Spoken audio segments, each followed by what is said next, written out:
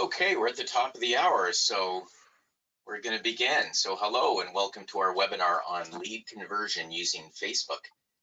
This is a webinar brought to you by HEM, Higher Education Marketing. If you're new to us, we're a full-service digital marketing company that focuses our work to serve educational institutions and to serve schools of all types around the world and in multiple languages. My name is Paul Masson. I head our marketing here at HEM, and I'm pleased to introduce two of our in-house subject matter experts in this area. We have Philippe Teza, who is our founder and CEO, and our subject matter expert today is also Émilie Chaillet. So today, just want to run through some of the housekeeping items. We're going to have your microphones on mute throughout the webinar, and that allows us to cover a lot of ground and get through to the end where we'll answer any of your questions. To submit your questions during the webinar, we want you to use the question pane, and you can do that in the GoToWebinar toolbar menu at the side of your screen. Just click on questions and type them in there at any time. And as a reminder, everyone who is registered for this webinar, even if you weren't able to attend, will all receive the recording of this presentation as well as the slide deck, and we'll issue that tomorrow. So at this point, I'm going to pass it over to Philippe. Thank you, Paul. Hello, everyone. Good afternoon, good evening. We're happy to have you here with us for this exciting topic. The digital marketing landscape has fluctuated lots in the last few years, not only with COVID, but also with tracking and changes. And I won't take the punch away from Émilie. She'll share some insights there. So now that we're kind of over that initial wave, we felt it was timely to have this webinar to provide some outcomes and some results and some insights in terms of how best to leverage Facebook and Instagram as part of your student recruitment initiatives. So you've got the agenda here. I guess we should start, Émilie, we have a poll, I think, as we wanted to begin to kind of get a sense of our audience today. So what I'll do is I'll launch the poll. We just want to get a quick pulse or sense of who's here today, how you're currently leveraging these initiatives or these channels for your lead generation efforts, and then we'll give you a few more moments to answer, please. And then, we just wanted to see to what proportion our audience is involved in these channels, and that's going to help us guide our content that we have for today. So just a few more moments, and then I'm going to close the poll and share the results. So what do we have here? Does your school currently leverage Facebook and Instagram campaigns for lead generation? Half of you say yes, quarters say no, and a quarter say unsure. Okay, good. Well, so it's a mixed audience, Émilie. So I'm going to leave the floor to you, and thank you again. And I'll be here and stand by to answer any questions that come up. All right, thank you, Phil. So before we get into what lead campaigns are and what role they play in student recruitment efforts for Facebook and Instagram, it's important to understand the current landscape that we're in at the moment. So on September 16th, 2020, Apple rolled out iOS 14, which enabled users to either opt in or opt out of seeing ads on Facebook and Instagram. And as a result of this, a whopping 75% of users decided to opt out of receiving ads. So this means that the audience pool on Facebook and Instagram for advertisers has become much, much smaller, and it has made the competition out there much steeper. Also, data privacy concerns have been at the forefront of the online space in recent years. You guys are in the UK, so you know the EU cookie law, which requires websites to only use cookies and trackers if EU visitors have given their explicit consent to do so. Also, in 2022, 31% of all internet users have been using a VPN service. And out of these 31%, 43% that have been using VPN services feel that they lack control over their personal information in 2022. So as these data privacy concerns and tracking issues are presently at the forefront of the digital landscape right now, it's been increasing and increasing as well.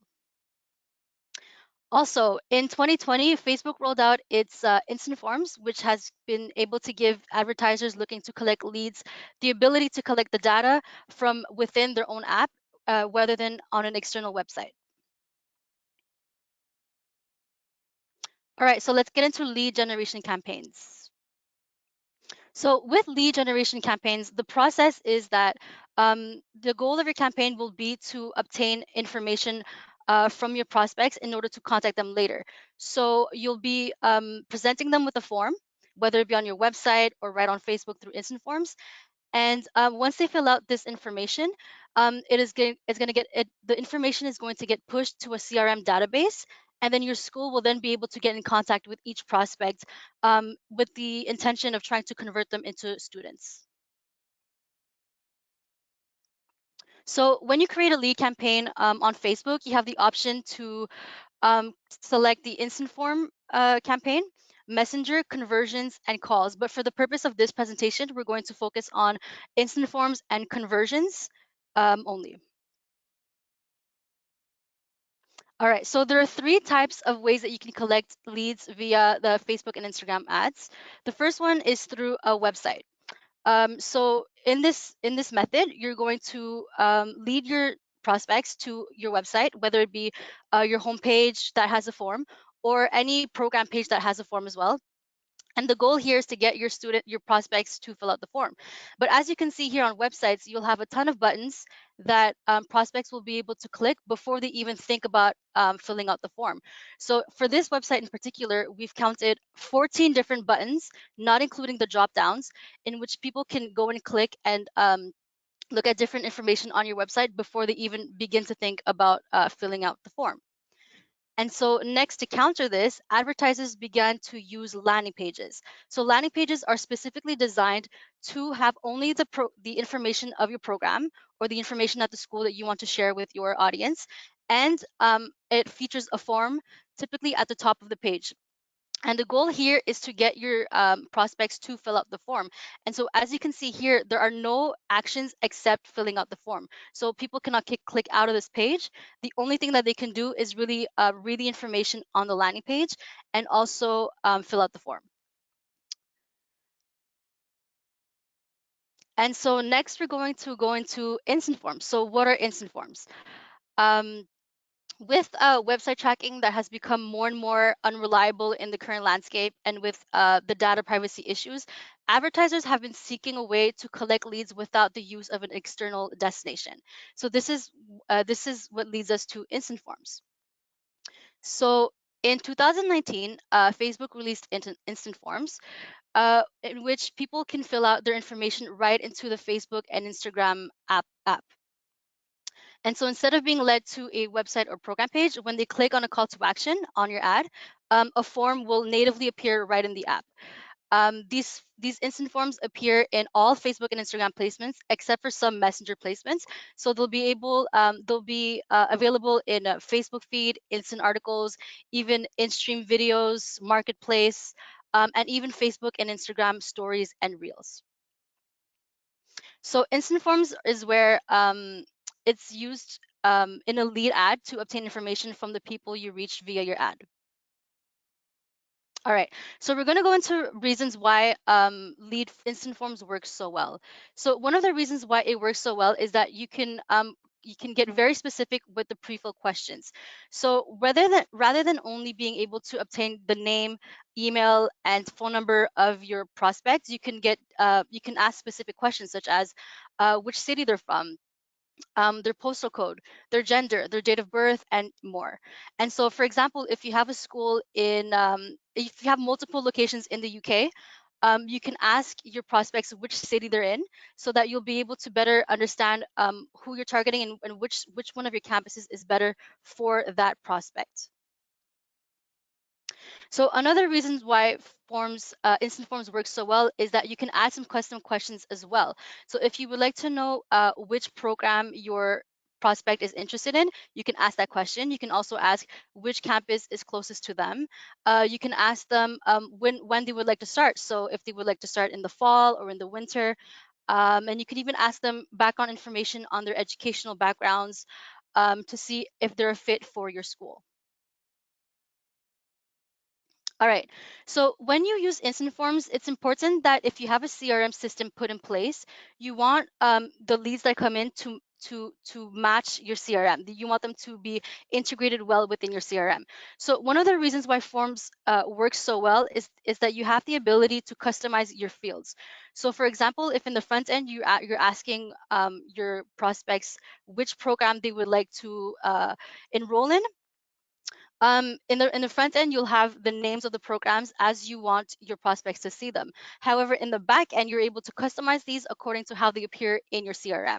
So if in your CRM you have a code for each program, you'll be able to put that specific code, match that code to the name of the program. And so all of your leads will be properly labeled in your CRM, which is very important because you don't want a mix up of data and of leads information in the back end. And so another reason why instant forms work so well is that you have the ability to add tracking parameters. So again, in your CRM, it's very important that your leads don't get lost and that they're properly categorized. And so here with your tracking parameters, you'll be able to set the specific channel, source, medium, and much more of your leads so that when you have your collection of leads in your CRM, you know which lead is coming from where.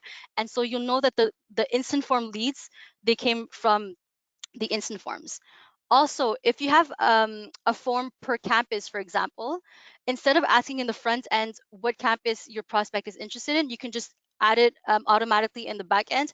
And whatever lead is coming from this form, you'll know that it's for this specific campus. Yeah, let's stay there for a minute, Amity, because Okay. we've had a lot of discussions with clients over the years, and tracking the ROI of their marketing initiative is always at the forefront of pain points Yes. and challenges. Hmm. And obviously, on landing pages, you have these fields, and you can do the same things, but it's actually a bit more malleable, a bit easier to customize the schema that you want to push to your CRM. And there are different ways to go from Facebook to your CRM, depending on the CRM that you have. You can use Zapier. Some systems Right. have a Yes. direct integration, right? So anyways, just wanted to highlight that there's a lot of flexibility with Yep. instant forms, and it's not super complicated. Yes, Over to exactly. you, Amelie. Thank you. Thank you. And so another reason why instant forms work so well is that they're fast and they're easy, and your prospects will be able to insert their information in a matter of clicks. And once they've submitted their information, you'll have the option to lead them to a website. So you can lead them to your website, to a landing page, to a program page, so that they'll be able to obtain more information about your school as they wait for you to contact them. And so another reason why instant forms work so well is because of the results. And so we're going to look at a couple examples. So in this first example, when we had a program that was using a website or a landing page, in this case, it was a landing page, the cost per lead was $44.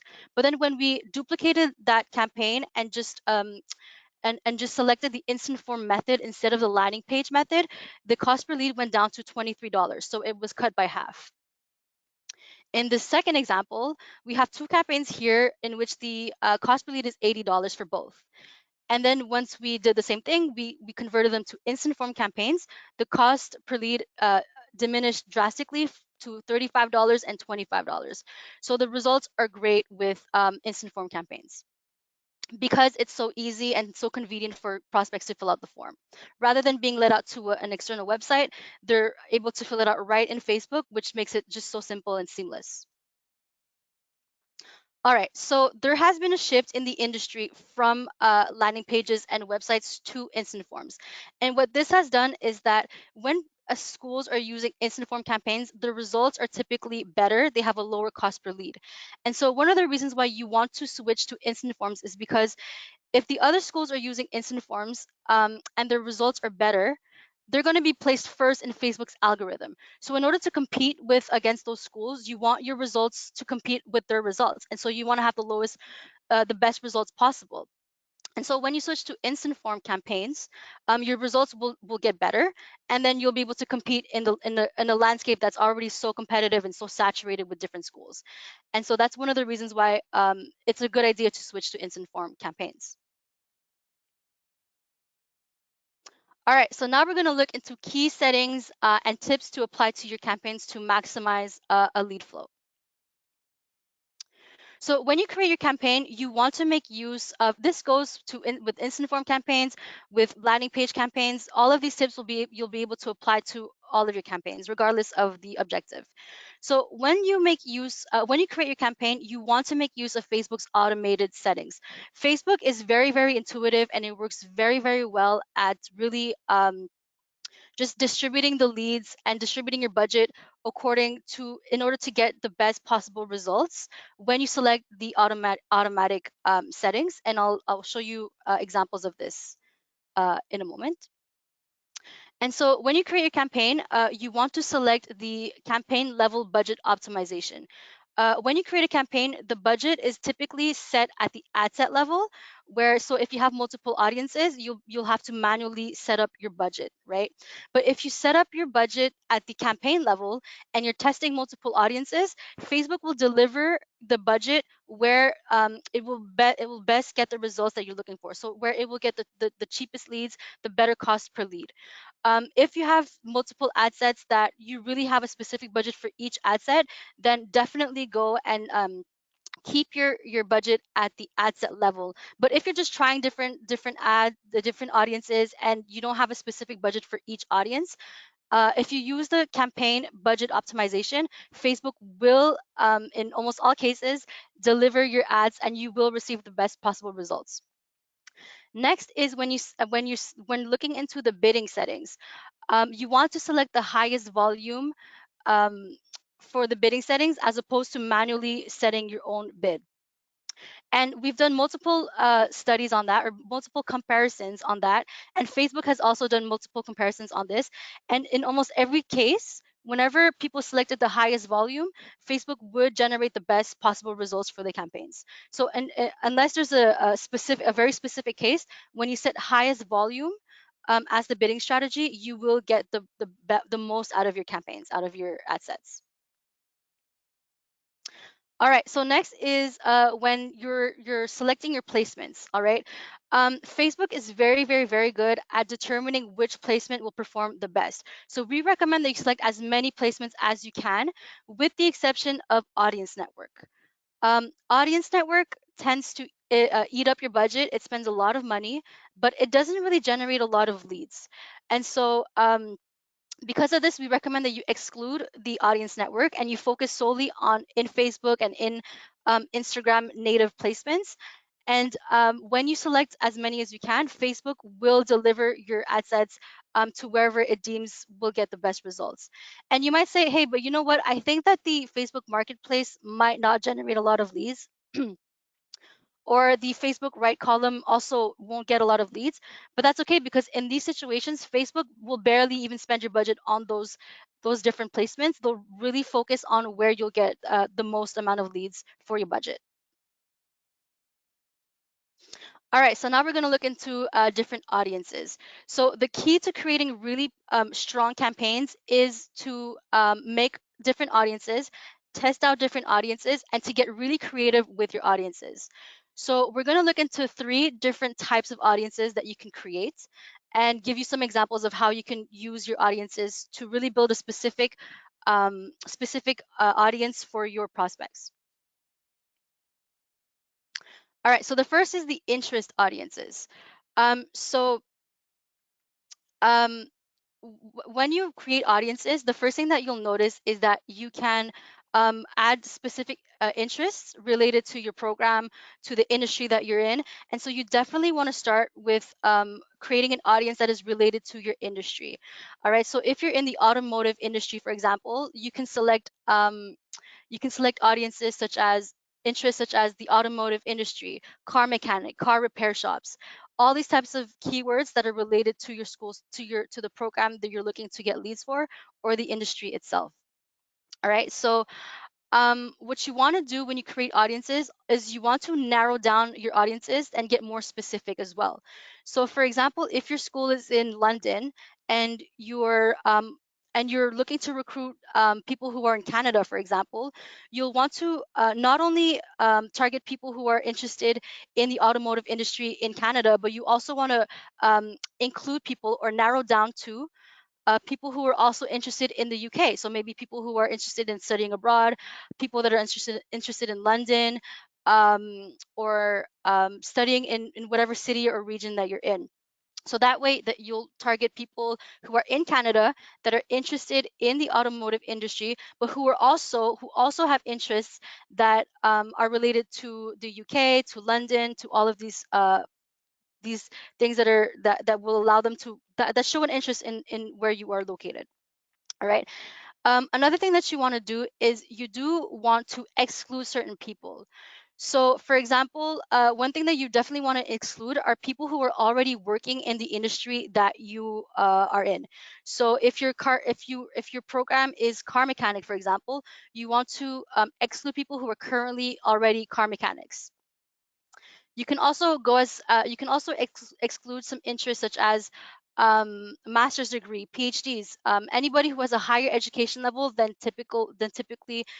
you're looking for in your demographic.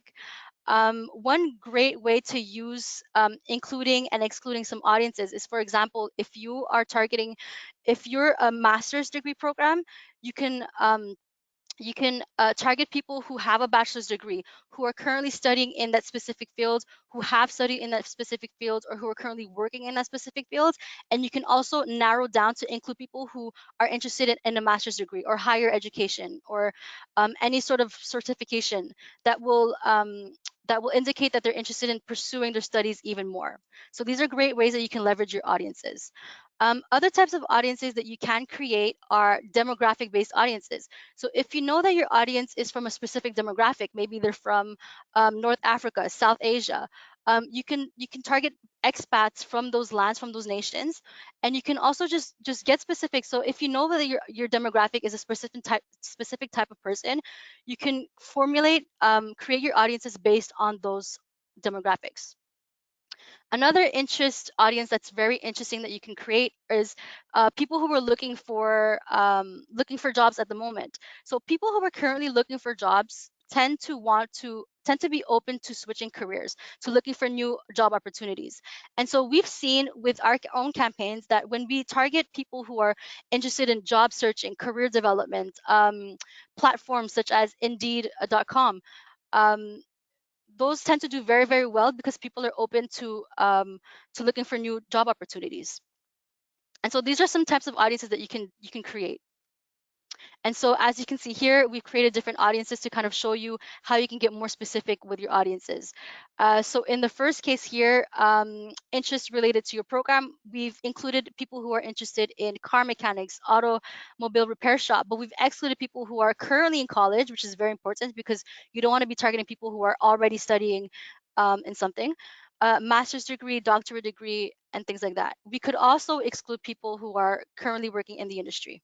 Yeah, I think here what we can highlight, Amelie, is that sometimes the mistake that we do when we want to launch initiatives quickly is we go quickly in the Facebook interface, we start taking some of these options, and we publish, whereas it would be best to look at our persona profiles, document in a Word document outside of Facebook these different categories. Take your time to research what are the options, because the targeting is so flexible. But if you don't leverage, if you don't leverage all of the variables and the flexibility that you've got, you can actually do a disservice to your targeting. And if you pair that with the other automatic options that Amélie brought up earlier, and the ones you're going to bring up later around the creatives and the different placements, there is a lot of permutations. So just one key takeaway for all of you, just take your time, plan your campaigns on paper before you deploy them. And first of all, by having a paper trace, when you want to optimize down the road, you can actually compare and make some corrections and adjustments. So just take your time, because as you can see, Amédie's highlighting, there's a lot of different options to include, exclude, and target. And this is where the rubber meets the road. Over to you. Yes, the key is really to understand your audience, understand which type of demographics works for your program, and then going ahead and creating audiences based on that. Yeah. And so next we have remarketing audiences. So remarketing audiences are great because they target people who have already engaged with your content. So if you're creating remarketing audiences for people who have visited your websites or your landing pages, you are basically retargeting people who have already visited your website and landing page, who have already seen your content, but have perhaps not become a lead, have not registered to anything yet. The great thing with remarketing audiences is that you can exclude certain people as well. So for example, if you're targeting people who have visited your website or your landing page, you can exclude people who have visited the thank you page, which means people who have excluding people who have filled out a form or registered to anything, right? You can also retarget a student email list. So, for example, if you had an event for something and you've gathered a lot of emails, you can retarget to those people. Another great thing is that you can remarket to people who have engaged with your Instagram and your Facebook posts, with your ads, people who have clicked on the ads, and things like that. You can, if you've had Facebook events in the past, you can also remarket, uh, re- send your ads back to people who have visited, who have responded to an ad. So even people who have responded to an ad but have not attended, you can remarket to those people. Lookalike audiences. Lookalike audiences are a little bit similar to remarketing audiences, but they're very, very, very powerful. So for lookalike audiences, Facebook is targeting people who have the same type of users, the same types of profiles, the same types of interests, the same types of demographics as the people who have in the past engaged with your content. So, for example, if you're creating a lookalike audience of website traffic or landing page traffic, then you're going to be Facebook will determine users who have the same type of profile, same type of interest as the people who have visited your website, and it will be targeted to those people. A great audience that we really recommend that you use is a lookalike audience of Facebook page likes. And so in this audience, Facebook is going to target people who look like people who are currently your page likes, so people who like your page. And so if you the people who like your page are typically past current students. So with this audience, Facebook is going to target people who look like those people based on their demographics and their interests and their profiles. You can also do lookalike audiences of current and past student lists. Those work very, very well as well. You can also do lookalike audiences of people who have engaged with your content. So there's a ton of different audiences that you can create here. Lookalike audiences are very, very powerful. So we definitely recommend that you use them. When you create your audiences, there are a couple do's and don'ts. So in the do's, you do want to alternate your audiences so that when you see that your results start to dip. So if you only keep one audience active for a long period of time, you're going to be seeing a lot of ad fatigue in that audience. So your audience is going to be seeing your ad multiple times, and your results might start to dip. So in order to kind of keep your results very good, keep having consistent and very good results, you want to alternate your ad sets in order to keep targeting different audiences, or else the same audience is going to be seeing your ads, and your results are probably going to start to dip. A don't is that you don't want to keep too many audiences active at the same time, because you will have audience overlap. And so audience overlap happens when you have two different audiences that are very similar. And so your two audiences will compete against one another in Facebook's algorithm. And so what you want to do is that you want to use Facebook's show audience overlap tool to determine how much overlap there is between two audiences. If the audience overlap is very small, you can keep those active. All right. Um, so you want to keep at least about 2-3 audiences active at the same time, not more than that. All right, so the next thing that you want to do is that you want to add stories and reels to your creatives. Nowadays, with TikTok emerging, a lot of the content that we see online is vertical content that fill up the whole phone screen, and where people can swipe up and down to skip a video or to see a video.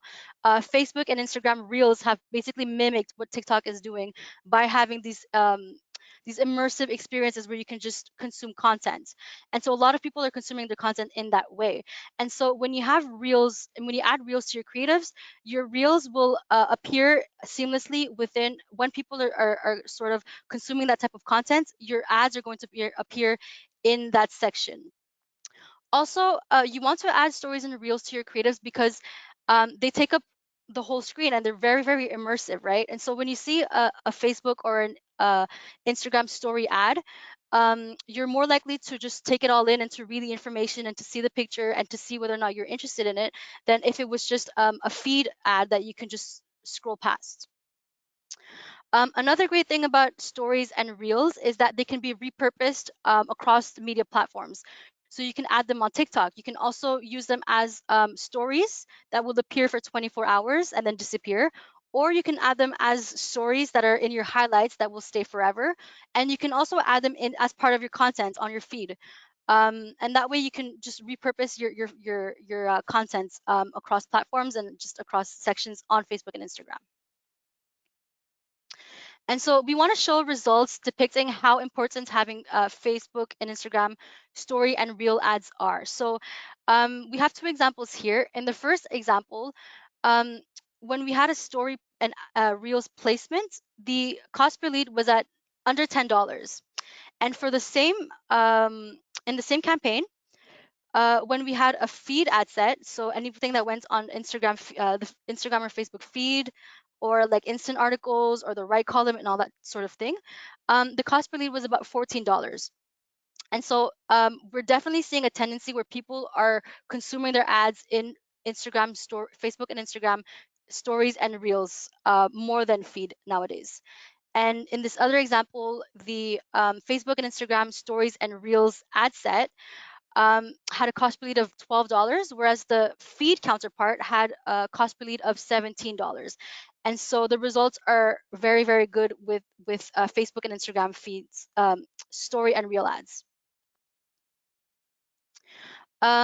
Another thing that you want to add to your creatives are videos. All right, so with Facebook's with the new tendencies with Facebook, we're seeing that Facebook is actually prioritizing videos over still ads. So if you have a video ad and you have a still ad, Facebook is going to push your video ad in the algorithm much more than it would a still ad. And so regardless of how good your video is, when it's a video format in video format, so MP4 and movie, Facebook will push those ads more than the still ads.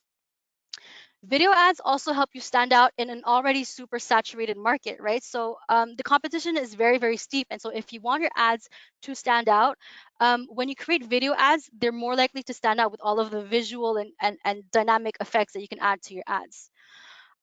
When you think of video ads, you might think that you might have to hire a videographer, an editor, but that's not the case at all. If you have existent visual templates for your ads, you can literally just animate those existing visuals.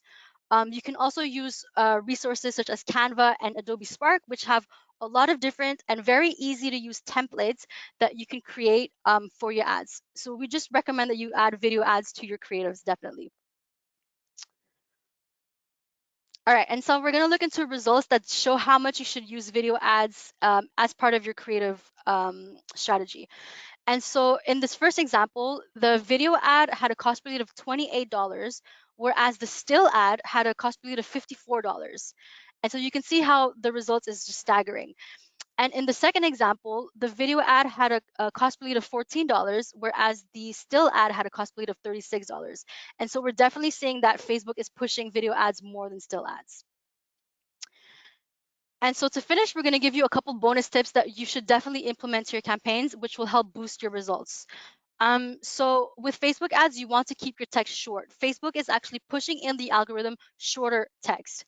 And so there is a website link which is linked to this the recommended character limits text here that you can click, and so you can see what character limit, how many characters that you should add for your ads.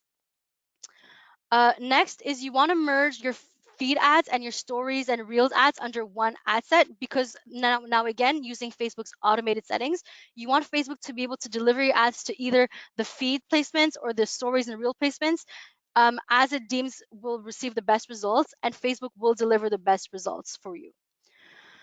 Next is when you create feed ads, you want to make sure that your creatives are square and not horizontal. Facebook's algorithm actually prefers square visuals instead of horizontal visuals. Even when it comes to video, you want your creatives to be square and not horizontal in the feed placements. Next is you want to avoid ad fatigue.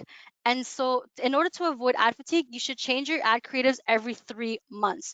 So alongside alternating your audiences, as we spoke about earlier, when you change your creatives, you change your visuals, you change up the text, you're able to avoid ad fatigue. So different audiences are going to be seeing different visuals, and sometimes the same audience that you've had in the past will be seeing new visuals that might be more enticing for them to learn more about your program. And so another thing that you definitely want to make use of is using the Facebook will give you, when you create an ad, Facebook will give you the ability to add up to 5 headlines, 5 link descriptions, and 5 body texts. And what it will do is that it will create a variation with one of the headlines, one of the link descriptions, and one of the body texts to specific audiences based on their past consumption behaviors. And so, for example, if one of your audience tends to respond better to one type of headline and then one type of link description, Facebook will automatically create a little variation for that specific audience. And so when we've switched our ads to using this method or this strategy, we've seen our results increase pretty drastically with our ads. All right, so that's pretty much it for the content of this webinar. So today we looked into the current landscape, which we've seen makes it difficult for schools to advertise and to track effectively nowadays. We looked into how lead campaigns are a great way to generate leads for student recruitment. We looked into 3 ways that you can collect leads, whether it be website pages, landing pages, and instant forms. But we also did mention that there has been a shift from website and landing pages to instant forms, and that in order to stay afloat and to stay competitive within a super saturated market, instant forms is the direction where most industries and most schools are going. We looked into how instant forms offer a quick and easy way for prospects to fill in their contact information. And we finally looked into the different ways that you can optimize your campaigns and then key tips to help maximize your lead flow. Oh, you made it look easy, Amelie. Yeah, a lot of experience. It's Wow, very fun though when you get to try different things with your audiences, with your ad creatives. It becomes fun to try different things for sure. yes. Well, you clearly have a lot of experience, and yeah, no. So we're here to assist you, and we really wanted to highlight at a high level the different aspects of what's important to keep an eye on. So, whether you want to use your web pages or your program pages or your landing pages or instant forms, the data seems to highlight that you want to focus on instant forms and ask them the right questions to qualify prospects. That's really one, and we've got some evidence to highlight that the instant forms provide a lower cost per inquiry. Then there were some tips in terms of settings, what settings you should consider when you're building your campaign, whether it's the budget, whether that's at the ad set level or the campaign level, some types of placements you should and shouldn't be using, and then the audiences. The audiences are such a big part of what's there. Yep. You want to go to the, yes, we have, yeah, the one after. Yeah, so we have some options on our blog. You're welcome to go look at on our blog for some content. We're about to wrap up here, so we don't want to keep you too much. If there's questions, we're at your disposal. Our colleagues are also available to be reached. My colleague Scott, Lara, and myself. And if you want us to have a look at your initiatives and see if there's some low-hanging fruit in terms of the options, we can look at that for you. Again, as Paul indicated, we will be sending the recording and the slides, and we're at your disposal if you need your help. So thank you for joining us. Hopefully you found the webinar useful and that the information was pertinent, and we look forward to seeing you again soon. Thank you very much. Thank you.